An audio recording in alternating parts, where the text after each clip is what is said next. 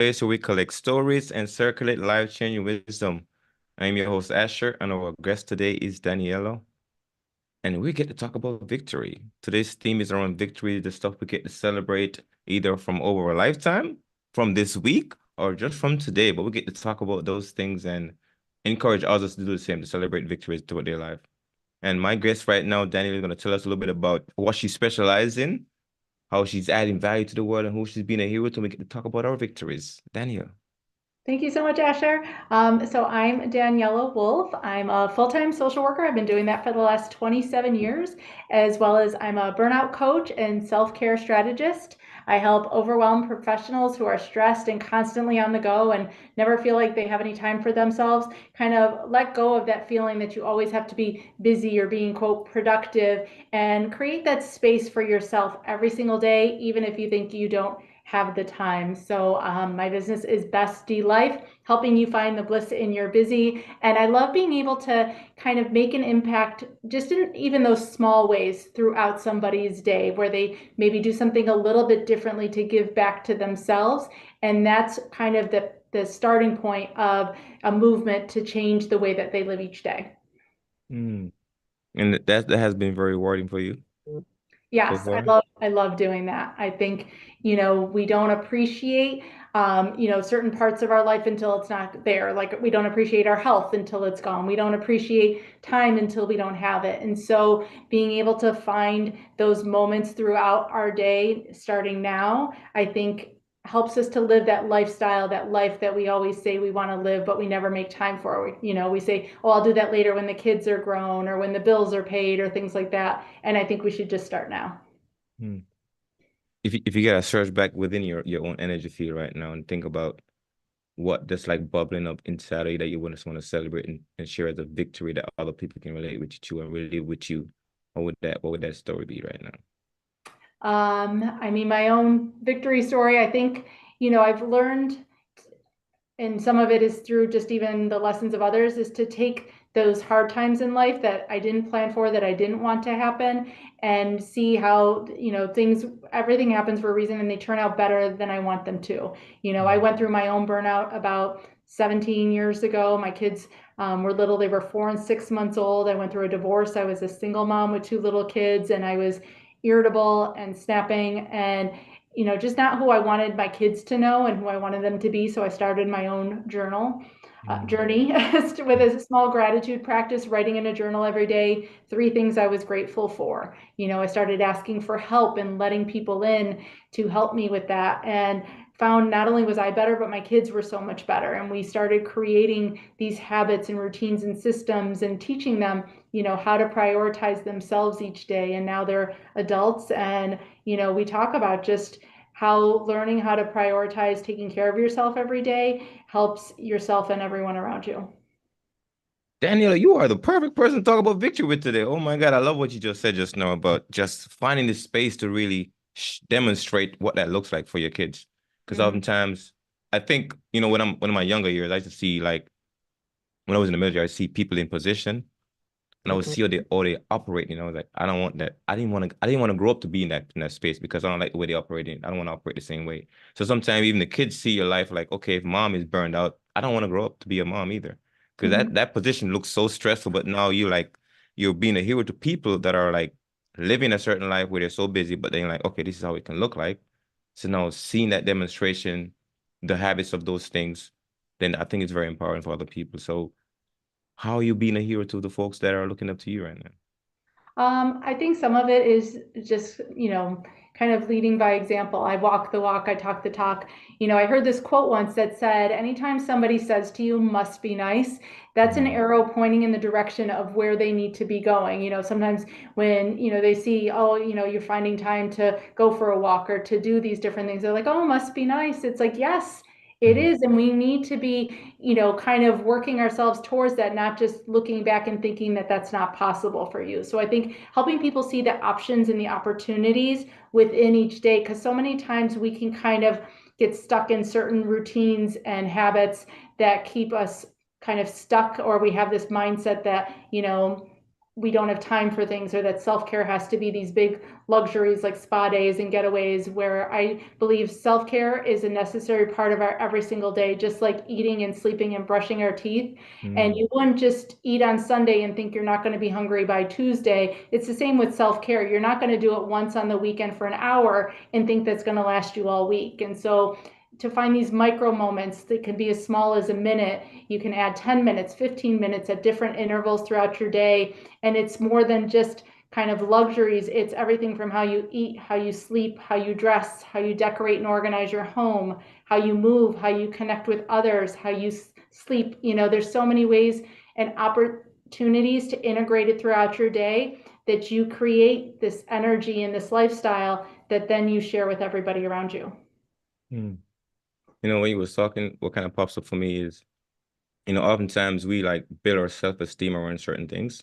Like Mm-hmm. for example, I build my self-esteem around wisdom. So if I'm traveling through life and then for some reason wisdom no longer has much values, then I think my self-esteem gonna get like hit a certain way, and that will put a stress on me to feel a certain kind of way. And I think the burnout happens for a lot of people when those things that they build their self-esteem on, their values around, when those things are like really, really getting crushed, then Mm-hmm. all that weight shows up. So how you really get somebody to think out of that box or think differently around the situation that really caused them to burn out? Yeah, that mindset is the first piece that I always help people with, because I believe when you think differently, you feel differently. And when you feel Mm-hmm. differently, you act differently. So we can't just go straight to the actions and start doing stuff if in your head you're still going to have some of those negative thoughts, or that guilt, or those expectations, or that judgment, even if it's not real judgment. And a lot of times we assume other people are thinking things about us or making judgments about us that they're really not. And so we need to learn how to talk to ourselves the way we would talk to our best friends, because we're so much kinder to everybody else around us than we are to ourselves. And sometimes it's about unlearning maybe different stories, different narratives that we were taught growing up. Whether it's about money and you grew up with always hearing, we never have any money. You have always got to, pinch pennies and things like that. Whether it's about your role in the household, like you should do this or you shouldn't do that. And kind of when you hear certain statements, kind of catching yourself and thinking, why do I think that way? Where did that come from? And being able to kind of change the script. And it takes some practice to change your mindset. I love the analogy of it's kind of like taking a hike in the woods. And there's a path that everybody's been traveling down. And so it's a well worn path and it's easy to follow. And those are sometimes those negative thoughts and statements that we have. But when we're changing our mindset and we're creating a new path, it's going to take some practice to get it to be well worn down and easy to follow. So we're creating new neural pathways in our brain when we Mm-hmm. begin this practice of whether it's positive affirmations, changing those negative thoughts and statements, and we do it consistently enough, that becomes the easy path for our mindset to go to, rather than the one that we've had for years. Mm. That sounds so simple. It can be. It takes, like I said, it's simple, but it's not. It takes some practice. It takes that routine to build almost that muscle memory, kind of like an athlete. Like they don't wait until game day to learn the play. They've practiced it ahead of time so that at the moment they're not trying to think it through. It just happens. And so it's the same with changing your mindset. You're going to practice it so that then at that instant you don't have to think about it. You've automated it. Mm. Mm. Interesting. I'm thinking what you're talking about, but I hope you don't mind me doing that. No, not at all. Not at all. I know it's a So, mix of like woo and science. Like, yeah. there is a science behind it, but it can sound very, like you said, very basic and very simple, which I think sometimes is why we take it for granted. We're like, yeah, that just makes sense. It sounds like common sense. But unless we're Mhm. intentional when it comes to acting on it and doing it, it doesn't always happen. Mm. So what do you say about this then? So, you mentioned something about we're worrying about other people think about us. And it's funny when, like, right now, like I'm worrying about other people think about me, but this person that listening worrying about what I'm thinking about them. So it's like this we're in this place where I'm worrying about what you think about me, you're worrying about what I'm thinking about you, but both of us are worrying. Like, Hmm. so then how I get to say, hey, this is what I'm thinking about you. Or then you get to say this is what you're thinking about me. But in the case of both of us communicating, we're both worrying about what each other think. So Hmm. we're in a state where like I want to know what you think, but I'm worried about what you think about me. And I want to know what I think about you, same thing back and forth. So how you kind of play that piece when it comes to your specialization in the work you do? Because people I think the thing that get us like frustrated and burnout is like worrying about what's on the other hand of the other person's mind, like what Mhm. they're thinking about us.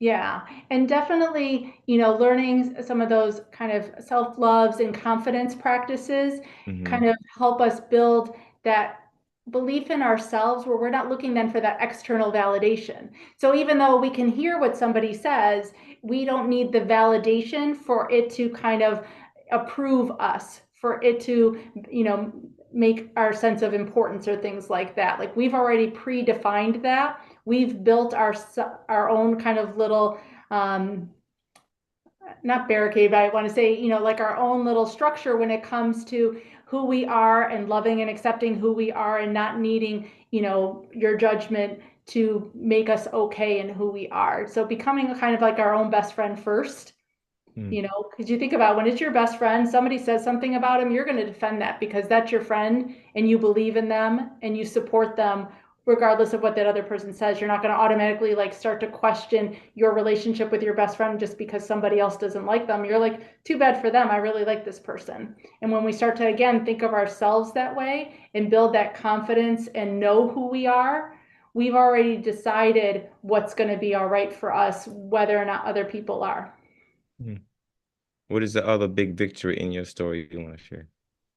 I think just my kids. I know that might sound cliche as a mom, but I think seeing who they've become. I love the relationship. I miss it, the little people they were, but I love just seeing who they've become, having these relationships with them. As well as I think my business is my other victory. I love that this has taken me so far out of my comfort zone, and I love all of it. Things I never thought when it came to speaking and being on stages and, doing all sorts of stuff, learning technology even. And all of these I know might sound like trivial, simple little things, Mm-hmm. but you know, stacked together, I know that I've, made movement and growth in my life. And I think that's the other thing is seeing that I haven't stopped growing. I haven't stopped learning and that I'm still evolving even in my 50s and becoming somebody new. If you don't mind, I want to go to memory lane with you a little bit. So when did you start your business? So I started it itself about 3 years ago. It was fortunately January of 2020, right, Mm. right before the pandemic hit. And, so I started it then, but then I did take a little break from it just because I am still a full-time counselor and doing virtual counseling and therapy was Mhm. really hard and draining. And so I needed to take a step back and focus on that. And then about later in 2020, like fall, early winter, I kind of came back to it. And yeah, Mhm. I love it. It's just been a lot of fun. How's that journey been so far? It's constantly learning. I thought it was going to look a certain way, and I've definitely, pivoted in different ways. I, focusing a little bit more on just speaking events. I've got a book coming out hopefully later this year. Like I said, just continually growing and learning and making great connections. I love all the collaborations and connections I've been able to make and just meeting people in so many different ways. Hmm. Well, congratulations on all of those success so far, those achievements. Yeah, Definitely and worth just the people I've celebrating. been able to help. Like I said, it's those moments, those people that get back to me and share with Hmm. me something they did differently just because of something they heard me say that I didn't even, maybe wasn't even the whole point of what I was talking about. The fact that it still triggered them to take a different action, to do something different. That's, that spark that I see can start to then create that momentum for them. Hmm. I'm gonna share with you something that I was thinking about today too. It's kind of surrounding around big dreams, right? Like big dreams, like why it's important to like dream big. Mm-hmm. So I was thinking about, you know, the comparison between if you have a big dream, massive dream, and you have a small dream. Somebody have a small dream. So, for example, if I had this big, massive dream that I'm trying to go after, and that dream is so big that it encompasses your dream as well. That means if whatever your dream is fits into my dream, creates that connection with people. So if I achieve the thing I'm gonna achieve, automatically achieve yours because your dreams and my dreams like fits together. So I was thinking about the idea of big dreams where I was collaborating with some other people. I'm like, oh, this is what I really want to go after, this big dream. And I'm sharing it with them. Matter of fact, at my Toastmaster event today, I was sharing my dream. I'm like, this is what I want to accomplish, this massive project I want to build. And I'm looking at the size of it. But then I was walking today, I was thinking about, oh my God, the idea of having big dreams And then automatically, when someone sees that big dream, like, oh my God, Asher, I can team up with you because my dream fits into your dream. So that means if we work together, I achieve mine and we achieve yours together, the same thing. And I was just feeling the energy, that space of, okay, so what is that dream that other people have? And how can you share the dream that you want to go after, the things you're going after? When other people see them, then automatically that network thing you're talking about that other people have, we get to work together on that piece. Mhm. So what showed up for you when I was talking about that just now? Honestly, almost kind of I was picturing like a ripple effect. You Mm-hmm. know, the fact that we are so connected, and even somebody's small dream could be somebody else's big dream. Somebody's Mm-hmm. big dream could be made up of so many other people's small dreams. Mm-hmm. None of us exist in that isolation, that it really is, there's always another level, but each dream that we hit is still a big dream. Mm-hmm. And it's interesting, I was thinking about some of those guys like Elon and all these other folks that have this big dream. I'm thinking about how they're able to achieve them because being in the military, something I realized about like the higher echelon, right? They have what they call the long-term calendar, the big term plan that kind of encompasses the major operation and training events. Then you have the lower echelon, like company and the platoons, right? They have their own plans, but their calendar got to fit in the bigger organization calendar. So automatically, the big calendar, if that one gets accomplished, the smaller one gets accomplished too. So now we got to fit that thing together. So automatically, it's easier to go after something that you really want if it's big versus something you really want if it's small because automatically you find people that can fit your stuff into yours. And that's something that's kind of hit me differently today. That's fantastic. I love that, Asher. Mm. So what else on your list that you think about? So your children, how old is your children, by the way? 22 and 18. 22 and 18. Oh my Mm-hmm. God. My daughter's supposed to be, she can be in 18 next month, actually. Oh, She gets to graduate. She graduated high school to get to start college this fall, actually, this fall. So I get to work on that piece of it. Um, that's always fun. So who's the oldest, boy or girl for you? Boy, Boy. he's in Ohio. Uh, what's the relationship like with your daughter as far as moving to the teenage years? It's good. It's good. Surprisingly, I knock on wood. I know I am so blessed, in the relationship that my daughter and I have. We are buddies. We are friends. It's something I was very intentional about creating with both my kids. Like, even though my son lives out of state, he calls me every day on his ride home from work, and so even though it's only like 15, 20 minutes, it's the consistency of their relationship that, we are still connected Hmm. versus, somebody who lives here and I don't see them as often. But no, my daughter and I, it it's intentional to have a relationship with teens and with kids because it can be hard because we're on such different wavelengths and things like that. And, even when they were younger, it's not like I was their friend growing up. They knew I was their mom. They knew, I had rules. I was probably very strict. They would tell you super strict a lot of times, but they also knew, those boundaries, believe it or not. And I love talking about boundaries in general in our life. So many times people assume boundaries are bad, but like, kids need structure. We need structure. Boundaries are so freeing to everybody around them, whether it's about parenting rules, business boundaries on your hours and working schedule, personal boundaries and relationships. It helps everybody know what kind of space you're working in, what your availability is, where the lines are, so that you know not to cross them. And it's easier to have relationships within boundaries rather than, that's where then you have let down expectations because you didn't communicate them. That's where conflicts happen because people are on different pages. So I love, in general, in my work, talking about boundaries as part of creating that lifestyle. And I think it fits into all those different areas. Hmm. Interesting. You mentioned your book earlier. What are you writing about in your book? Burnout prevention and work-life balance, how to How, create the lifestyle you love. how is that writing journey been going for you?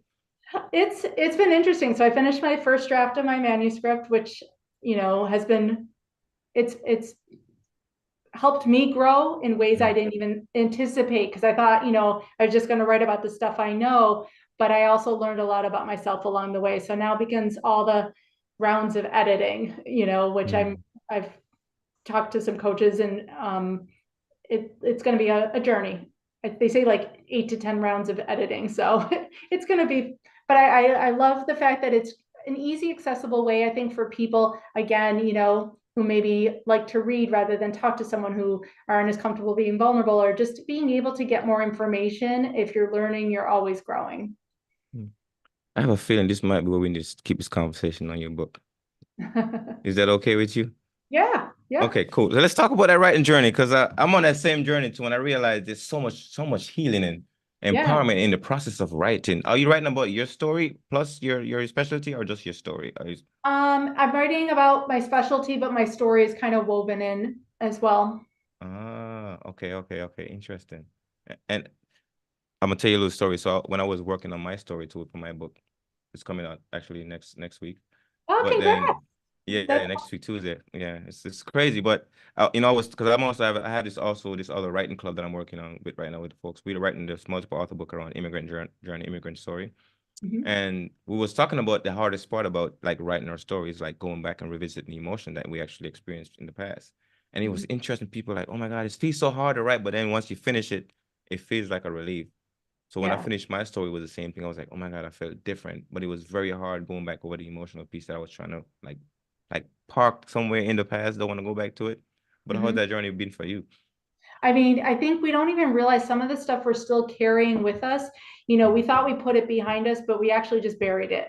mm, And like you said, definitely kind of letting that stuff out, in the process of writing. And it's interesting sometimes, my journey has definitely been learning sometimes to practice what I preach. When I work with clients, we talk about journaling, and definitely going back and rereading those journals, because mm, you actually hear it in a different voice than the one in your head when you read something that you've written. And the process of writing has been very cathartic, kind of like journaling a little bit, because I can hear it in that different voice, and the things I thought I was okay with in my head, when I read them in writing, mm, I was like, oh, I'm definitely not in the right mindset with some of that, and I still needed to work on some things.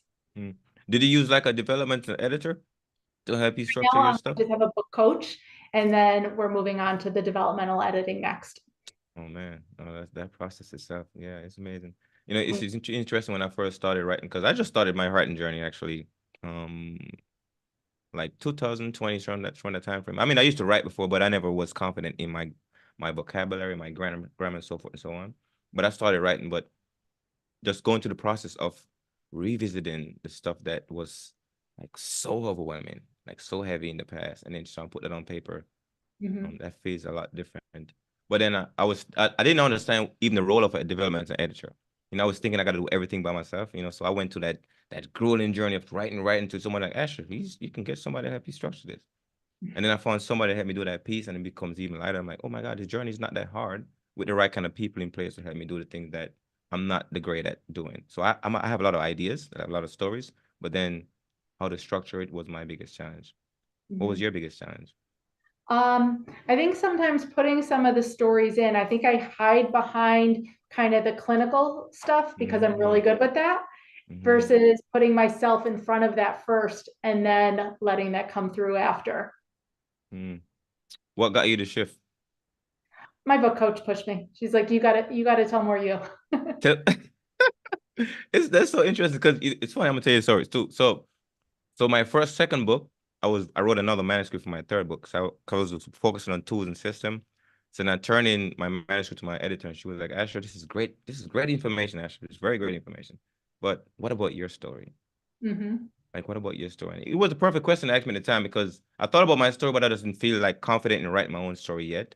I just didn't feel like putting it out there. But when she asked me at that point, I realized that, oh my God, it is actually a good question right now for me to step into. So I went back, redo everything, start putting my story together. And after I finished it, it was so hard. Like it was harder than my first book because it was just so much like trying to get that information out of me. Mm-hmm. Very difficult. So I think it's very hard to write your own story. Absolutely, absolutely. Because again, we have to break down whether it's some of the stories we tell ourselves, whether it's some of the things that our own protective factors. We have to break them down a little bit if we're going to let anybody else see them. Hmm. And what's the title of your book again? The style of my The book. title. Oh, title. I don't really have a title yet. What's the working title in your mind? What's the working title in your mind? Breaking busyness, Breaking business. busting busyness, something like that. Ah, okay. Interesting. It will But yeah, come to you. it's not my favorite title yet, so I know I'll get there. Yeah, yeah. Okay, I think we have accomplished some victories today. So anything else you want to share that you haven't told anybody about your journey, your story, this thing you specialize in?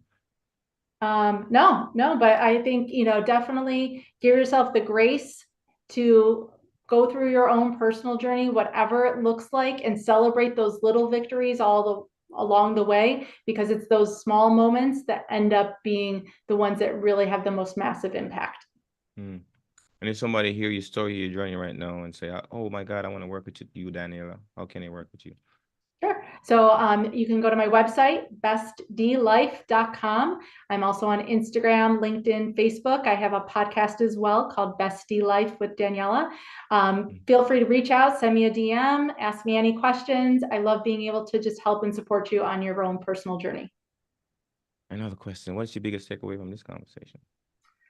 That I think, you know what, again, like you said, those big goals and the small goals, having those big dreams, we're all connected. Just us talking, even, like you're like, oh, yeah, I wrote my book. This reminded you of this thing. I think we all can find pieces of each other in Hmm.